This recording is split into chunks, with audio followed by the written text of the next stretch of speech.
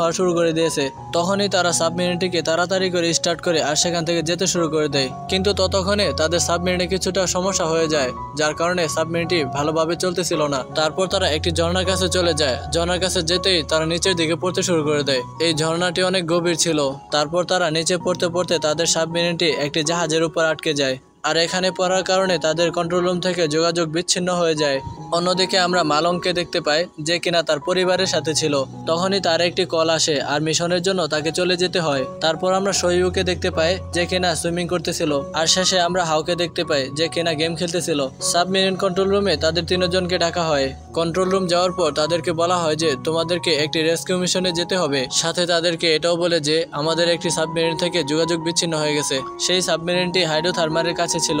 এদিকে আমরা সাবমেরিনটিকে দেখতে পাই, যার ভিতরে 4 জন এখনো জীবিত আছে, কিন্তু তাদের মধ্য থেকে একজন অনেক ব্যথা পায়। তাদের সাবমেরিনটি আটকে গেছে।